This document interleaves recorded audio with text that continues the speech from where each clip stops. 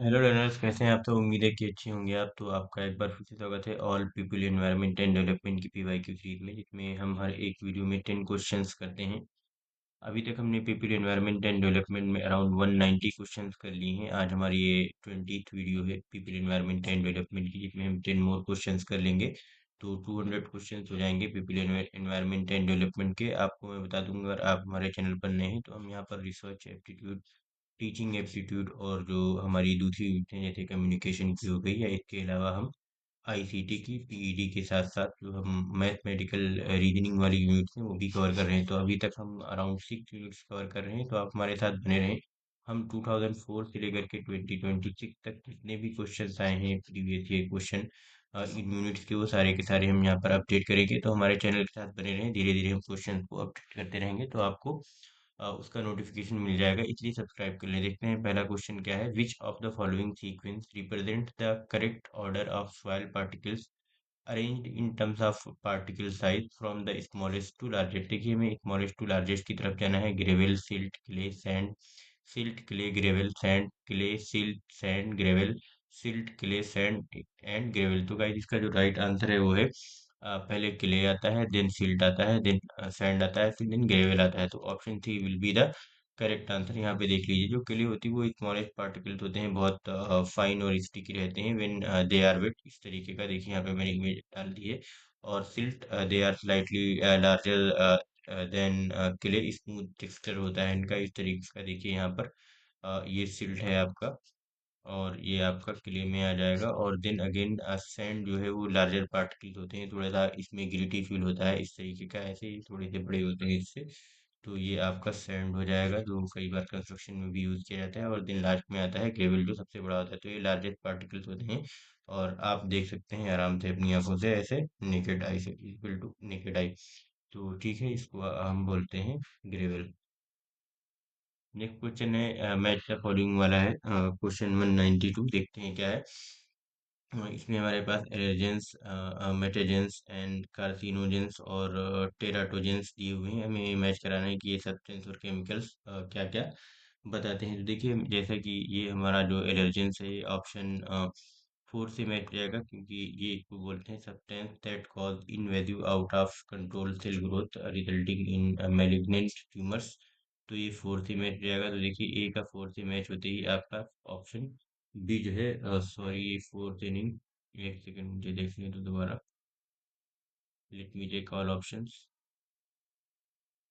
एलिगर्स, mutagens, कई carcinogens, टेराटोजेंस। तो हाँ, देखिए गाइस, ये एक फोर्थ इनिंग मैच होगा। ये substance that activates immune system, ये एलर्जेंस जो होते हैं ये इम्यून सिस्टम को एक्टिवेट कर देते हैं। तो ये आपका जो है, ए जो है इससे मैच हो जाएगा, ए मैच हो जाएगा इससे। देन आपका जो ये है, जो ए जैसे ही दो से मैच होगा, तो ये दोनों ऑप्शन आप रिमूव कर सकते हैं।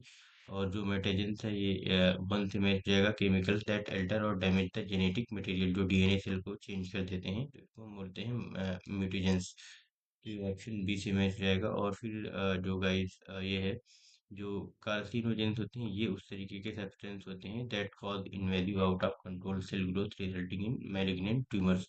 तो ये कार्सिनोजेंस होते हैं। फिर ये है टेराटोजेंस, जिसमें हम देखते हैं कि जो ऐसे केमिकल्स होते हैं that specifically cause abnormality during embryonic growth and development. तो ये आपका मैच हो जाएगा डी से, और ये आपका मैच हो जाएगा सी से। तो इस तरीके से आप देख सकते हैं, ए 2 से मैच हो गया, बी 1 से, सी 4 से, और डी 3 से। तो जो ऑप्शन सी है वो राइट आंसर हो जाएगा इसमें।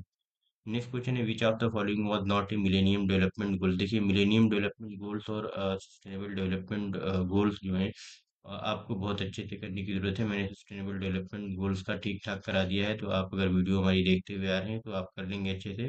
सस्टेनेबल एमडीजी पे अभी तक की हमारी वीडियो सीरीज में पहला क्वेश्चन आया है, तो देख लेते हैं। Eradicate extreme poverty and hunger, ये था इसमें। इम्प्रूव मैटरनल हेल्थ, ये भी था। Ensure healthy life and promote wellbeing for all at all ages, ये नहीं था। बाकी इंश्योर एनवायरमेंटल सस्टेनेबिलिटी, तो ये था। तो इसमें हमें पूछा था कौन सा मिलेनियम डेवलपमेंट गोल है, तो इसका राइट आंसर ऑप्शन सी हो जाएगा। देख लीजिए, जो यूएन मिलेनियम डिक्लेरेशन था, सितंबर 2000 में आया था। इसका टाइम पीरियड 2000 से लेकर के 2015 तक का था। इससे टोटल 8 गोल्स थे, इसका फोकस मेनली था पॉवर्टी, हेल्थ, एजुकेशन, जेंडर और एनवायरनमेंट के ऊपर। ये टारगेट बेस्ड थे बहुत सारे स्पेसिफिक इंडिकेटर के साथ, और ये मेनली जो है एप्लीकेबल थे डेवलपिंग कंट्रीज के ऊपर। लेकिन जो हमारे एसडीजीज हैं वो जो है डेवलप कंट्रीज पर भी एक तरीके से एप्लीकेबल है। तो देखिए जो जो मेजर 8 गोल्स हैं मिलेनियम डेवलपमेंट के थे, वो eradicate extreme poverty, achieve universal primary education, promote gender equality, reduce child mortality, improve maternal health, combat HIV AIDS और मलेरिया एंड अदर डिजीज, और ensure environmental sustainability, develop a global partnership for development. देखिए यहाँ पे ये 3 option दिए हुए थे, एक एरेडिकेट पॉवर्टी, और एक था इंश्योर एनवायरमेंटल सस्टेनेबिलिटी, और एक था ये वाला इम्प्रूव मैटरनल हेल्थ। देख लेते हैं कौन सा था। हाँ, तो ये तीसरा वाला जो दिया हुआ है सी, ये नहीं था इसमें। नेक्स्ट क्वेश्चन है which of the following soil orders with their description. ये हिस्टोसोल्स हैं, एंडीसोल्स हैं, जेलीसोल्स हैं, या एरिडोसोल्स हैं। तो हमें इसमें मैच कराना है, देखते हैं क्वेश्चन 194 का किससे क्या मैच होगा। तो देखिए जो हिस्टोसोल्स होते हैं, वो हमें पता है कि एक ऐसे सॉइल ऑर्डर है consisting of soils with thick upper layer of organic matter. तो ये आपका हो जाएगा मैच, ये जो है 4 से मैच हो जाएगा। और जो बी है देखिए ए 4 से मैच होती है, आपका पूरा क्वेश्चन बन जाएगा यहाँ पे। तो अगर आपको इसमें से कुछ भी पता है, तो जो एंडी सोल्स होते हैं वो soil order that includes soils formed on volcanic ash, तो उसको हम ये बोलते हैं। तो ये 1 हो जाएगा। और सी जो है जो जेली सोल्स है, ये जो है हमारा 2 से मैच हो जाएगा। Soil order of cold regions including soils underlain by permafrost, तो ये आपका इससे मैच हो जाएगा 2 से। और ये लास्ट वाला जो एरिडी सोल्स है, ये 3 से मैच हो जाएगा। देख लीजिए आप इसको कैसे करेंगे। Soil order consisting of soils of dry climate, तो आप इसको याद कर लेना, ये सब चीज़ें याद करने की हैं। तो option A will be the correct answer in this question.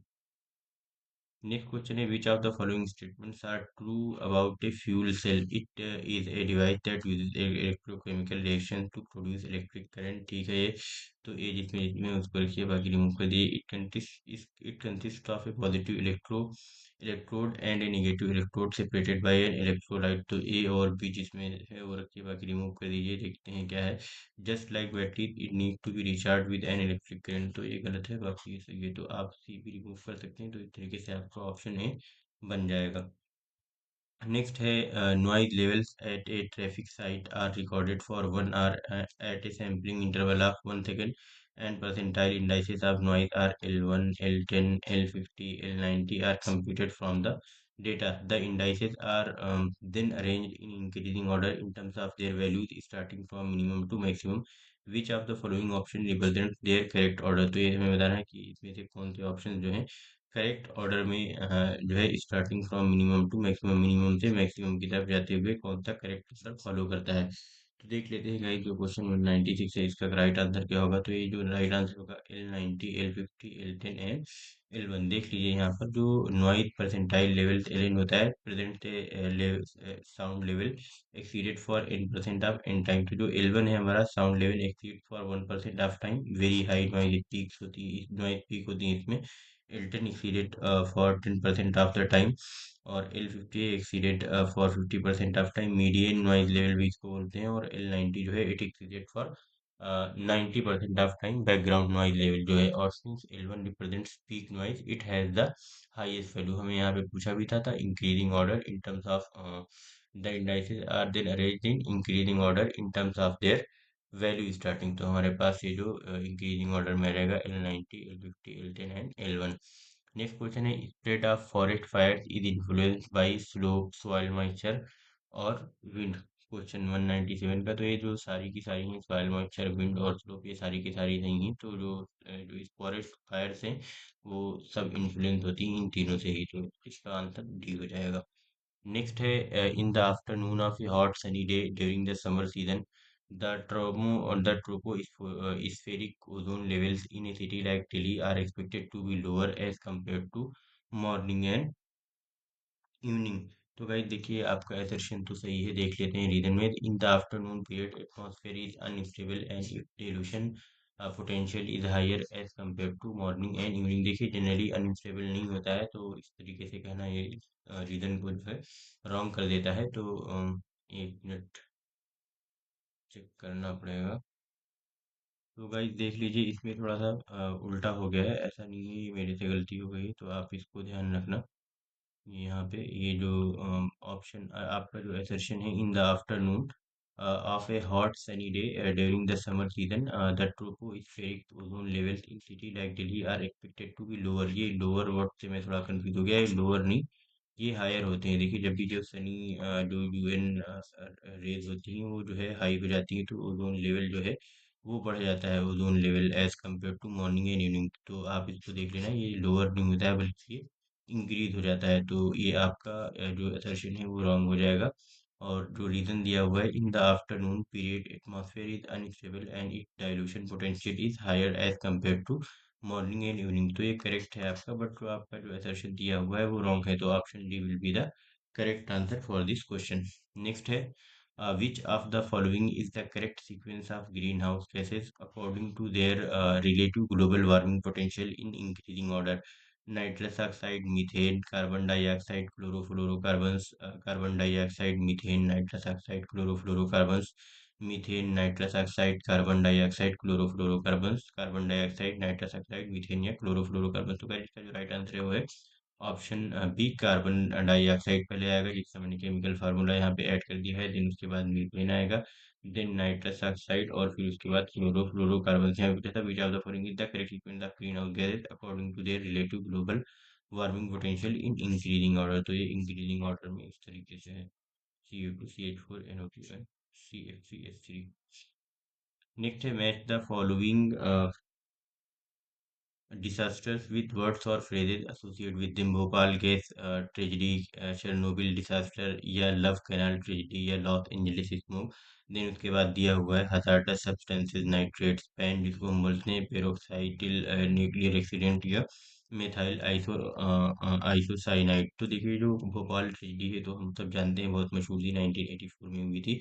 ये गैस निकलने से हुई थी, मिथाइल आइसोसाइनाइड से। तो ये आपका ए का 4 हो जाएगा। तो ये देखिए, ए का 4 जितने जितने हैं उसको रखिए, बाकी आप रिमूव कर सकते हैं। तो आपके पास ऑप्शन बी एंड डी बचेंगे।